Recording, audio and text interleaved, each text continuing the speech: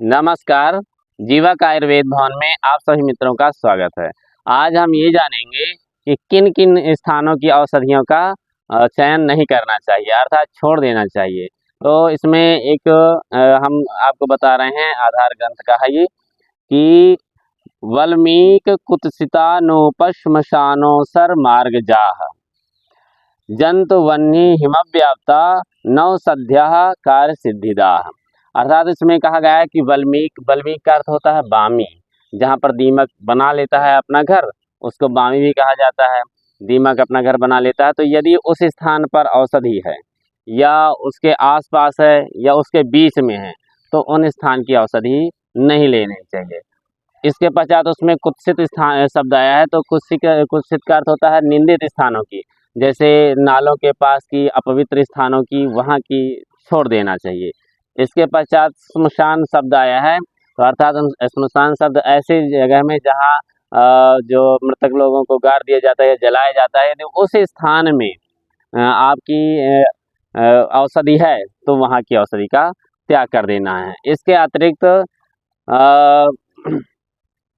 यदि ऊसर भूमि की है, ऊसर भूमि का अर्थ होता है कि जहाँ कुछ पैदार न होता हो, रेहू हो, नमक की मात्रा अधिक हो, ऐसी यदि मिट्टी हो तो वहाँ की औषधि को नहीं लेना है।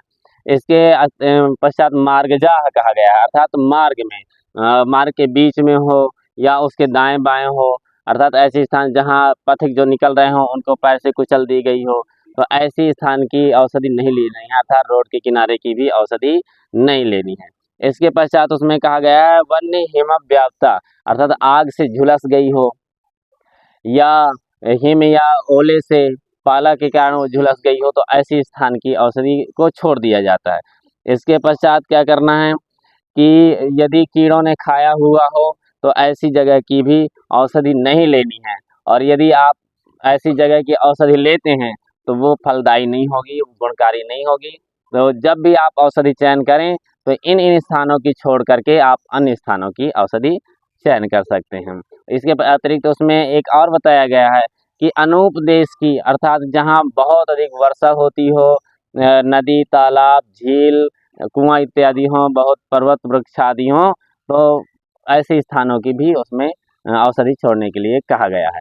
तो आप इसको ध्यान में रखिए जब भी औषधि चयन कीजिए, और ऐसे इन स्थानों को छोड़ करके आप औषधि का ग्रहण करेंगे तो निश्चित रूप से वो औषधि आपकी फलदायी होगी। आप सब लोगों ने समझ लिया। आप सबको बहुत बहुत धन्यवाद। जय श्री राम।